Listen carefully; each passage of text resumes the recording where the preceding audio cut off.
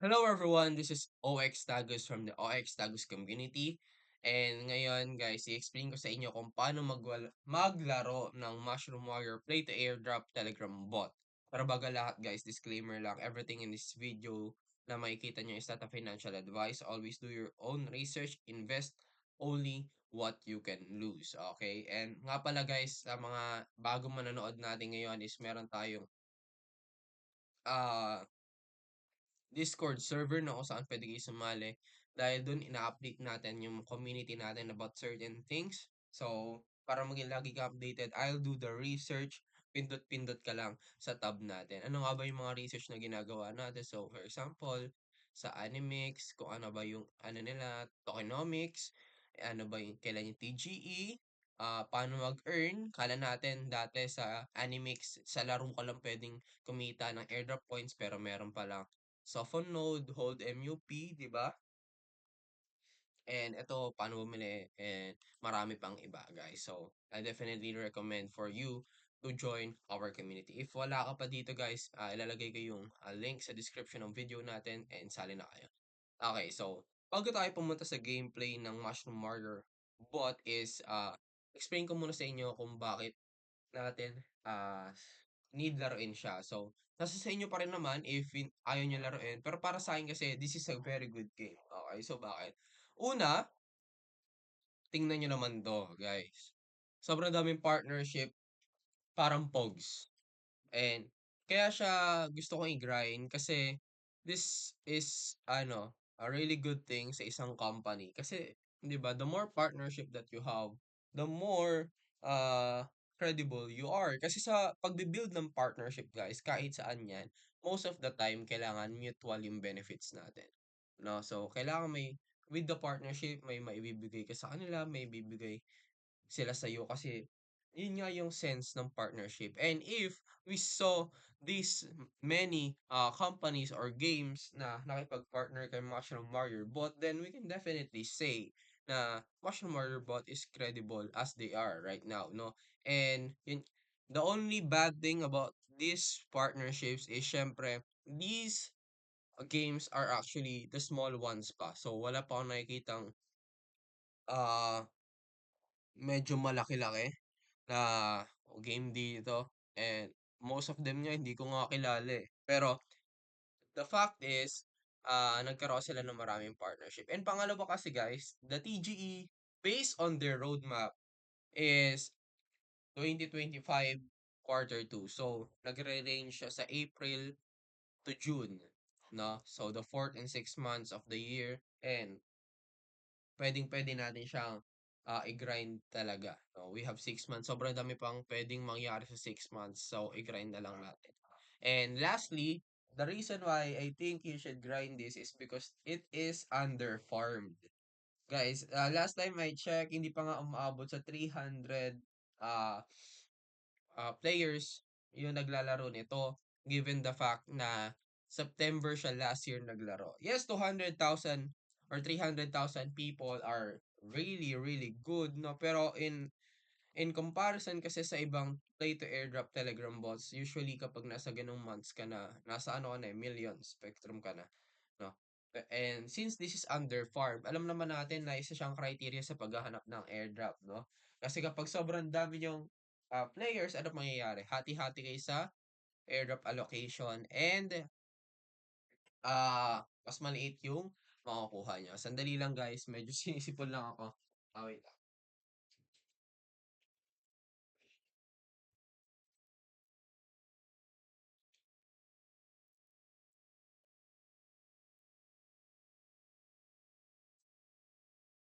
And ngayon is dadako na tayo, pasensya na sa commercial.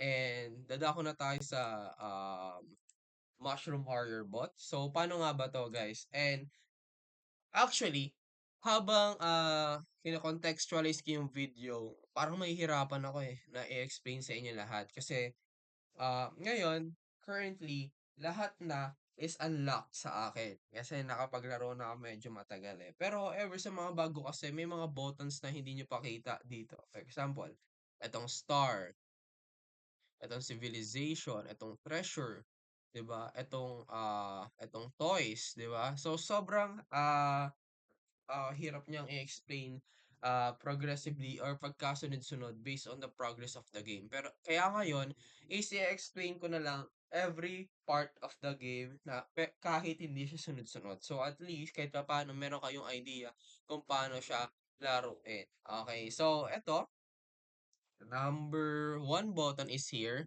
the blessing button. So kapag pinindot mo to guys, is yung character mo is magkakaroon ng temporary buff sa kanyang stats. So una, yung gold na makukuha mo mas marami, 400%. Pangalawa naman, yung attack power 500%, and yung cooldown sa skills is magkakaroon ka ng 145% less cooldown. Okay? So maganda siya guys, no? And this is just free for 20 minutes. After 20 minutes, pwede mo ulit siyang pindutin. Pangalawa naman is itong button na to, guys, yung saan naka-hover yung cursor natin is what we can call the fast forward button. So, dito guys is normally, tinan yung galaw ng characters natin. Sobrang bilis niyan guys. No? Normally kasi kapag hindi tayo naka-fast forward is medyo mabagal talaga siya. So, pindutin nyo lang tong dalawang to guys. Huwag na kayong mag-isip. Pindutin nyo lang to since libre naman siya. And eto naman is tinatawag nating roulette, no? Basically, this is just a daily spin. So, spin mo lang siya ng spin kasi gano'n lang naman yung purpose niya, kumita, magkaroon ka ng rewards. And eto naman yung trophy, tingnan natin. So, this is the overall ranking. So far nasa 4154 tayo. Grabe, napakadami pala nilang napakadami na nilang points, so 83 million. Okay. So, medyo malayo pa tayo. Pero at least nagsisimula na tayo. And, yun lang, ranking lang tong trophy, guys. So, this one is the season pass.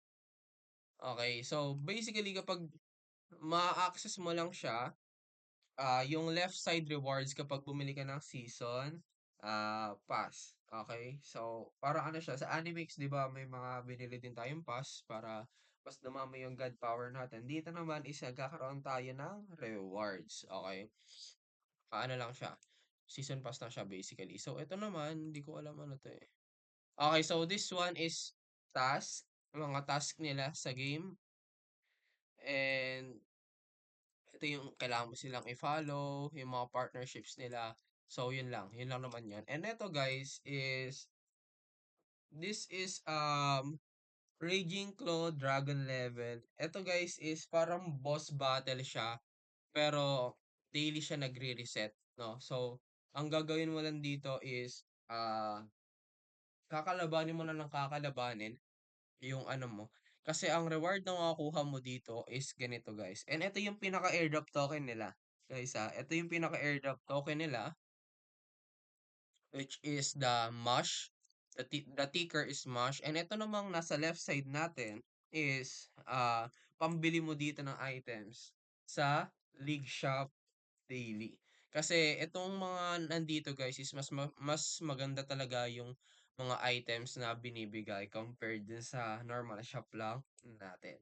Okay, so eto, dito talaga kayo makakakuha ng airdrop coins. Ayan, 187.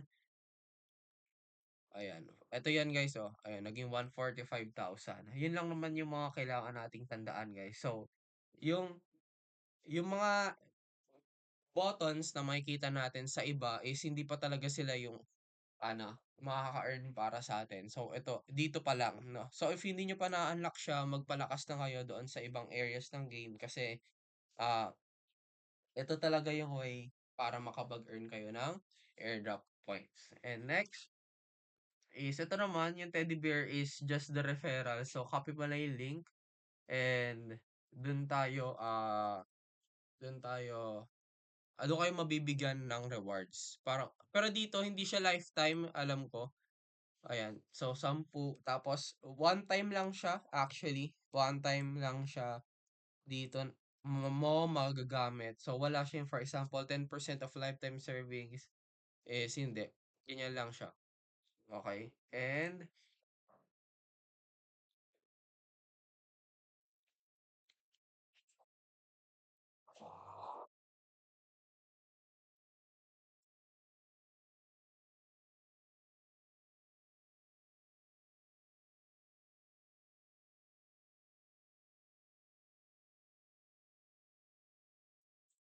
Pasensya na guys sa commercial.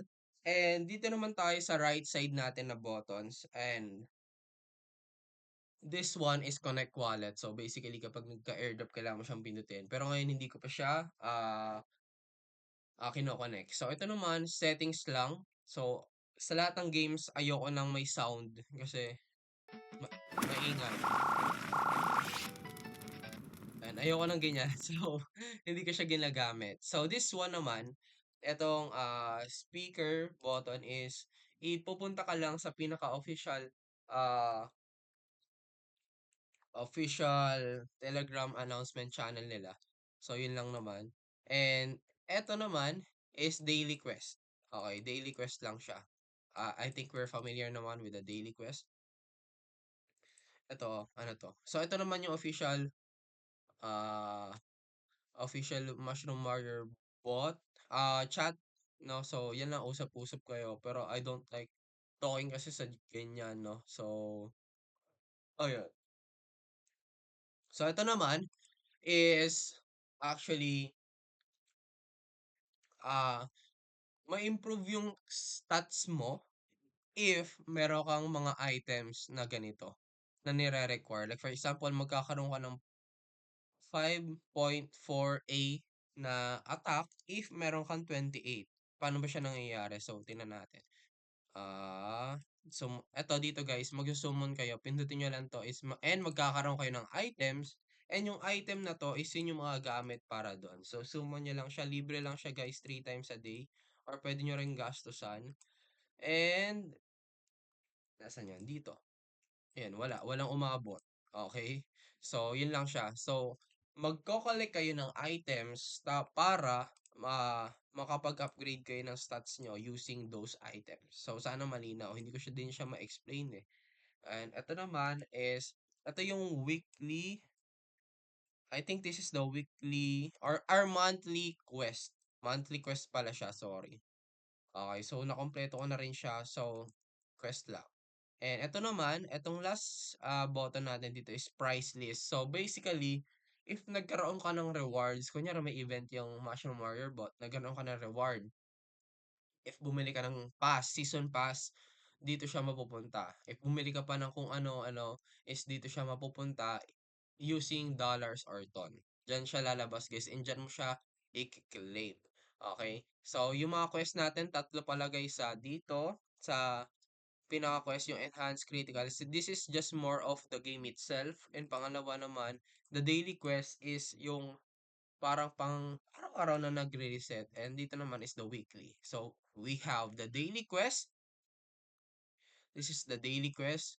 We have the monthly quest.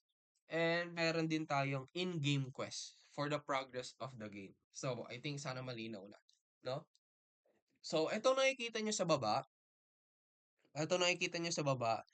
are your stats. So, using the money that you earn from killing these monsters, kailangan mo siyang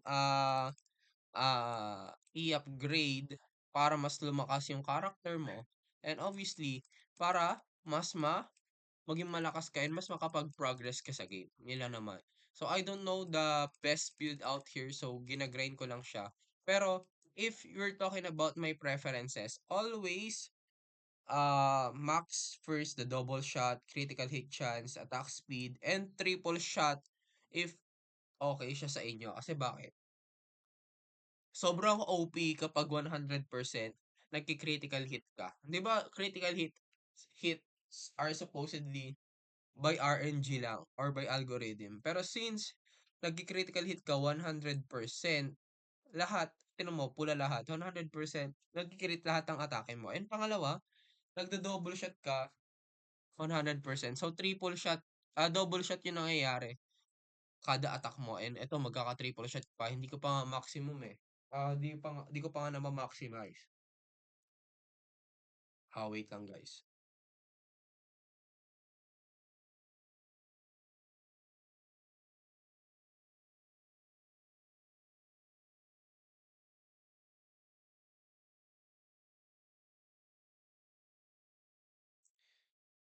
Pasensya na guys. Sobrang sinisipon ako, I don't know why, no? So, ngayon, punta naman tayo sa shop. We have the daily shop. Okay, so these guys are free. So, make sure na i-claim nyo siya. Daily. Libreng-libre lang naman yan. Actually, sobrang dami nga eh. 'Di ba? Hindi ko naman siya nagagamit lahat talaga, no? And, yan. So, basta claim nyo lang guys. Yun lang naman dito sa limited daily shop. So, dito naman sa Mystic Shop, ito yung for the daily pass. So, dito ka bibili. So, akin, binili ko ay 2 months na daily pass. So, yun lang naman. Premium pass pala ang tawag nila, pero goods lang siya. So, ito naman is dito ka bibili ng in-game currency. So, wala lang, yun lang. Yung mga items na mga common sa game, if tinatamad ka mag-grind, bili ka dito. No? Pero di pa naman ako bumibili dito bukod sa daily pass. And ito naman, lastly, sinabi ko sa inyo kanina, is bibili ka ng equipment. So, ano bang ginagawa ng equipment? So, equipments kasi, guys, is nagdadagdag sa inyo ng stats. Okay? So, and kapag marami kang replicates nito, for example, is pwede mo siyang i-combine para mas mataas yung stats mo. Okay? Ayan, kinombine natin, ni-level up natin, etc. etc. Okay, so these are the weapons, the shields, and this is the ring, and these are the toys. So, saan makukuha yung toys, guys? Kasi, sa una, hindi nyo pa talaga siya ma-unlock, no? Kasi dito siya, sa pinakababa.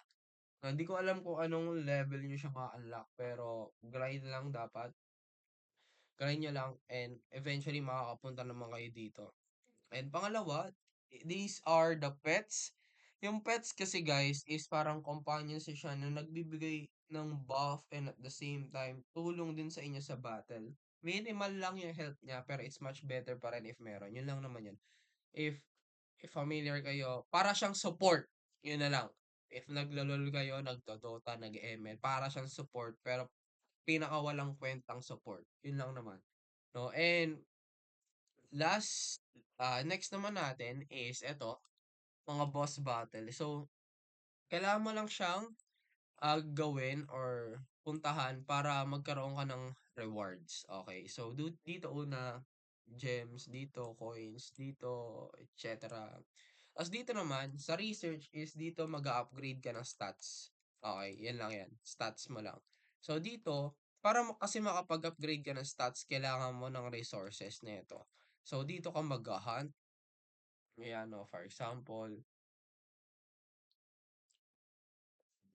ayan.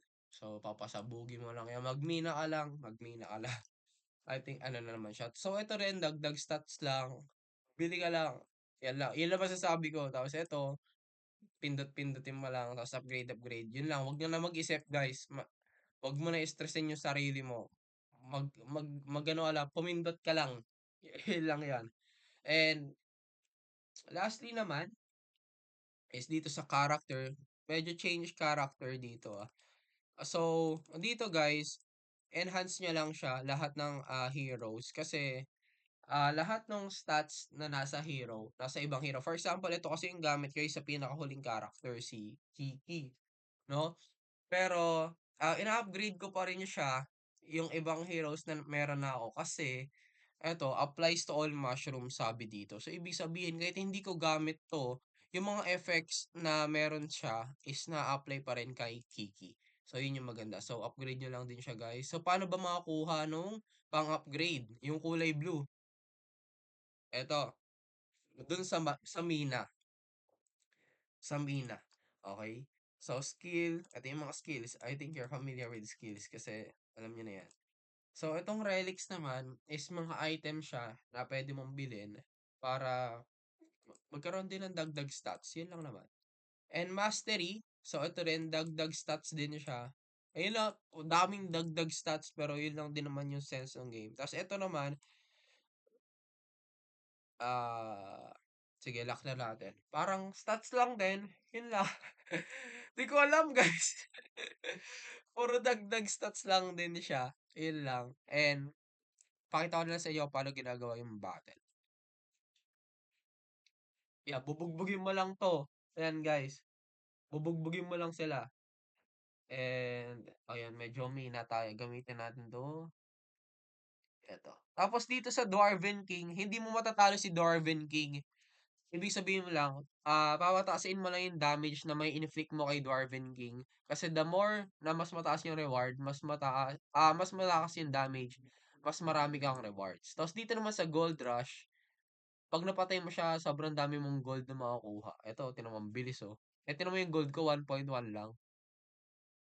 So, how does the numbering works pala dito? So, if A is kapag naka-achieve ka ata ng million, so kapag K, it is in the A, B, C, D, E, F, G, H, I, J, K, 11 zeros.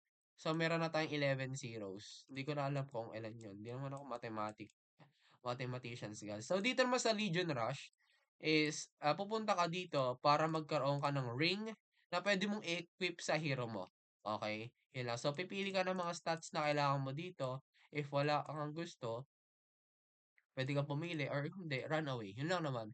Pasensya na kayo guys, I'll end this na kasi sobra sa mga ng pakiramdam ko. Pero I hope na may naintindihan naman kayo. If wala pa, please mag-chat lang kayo sa Discord natin. And if wala pa kayo na itong Mushroom Warrior bot, please maglaro na kayo guys. This is a very fun game. Let's go.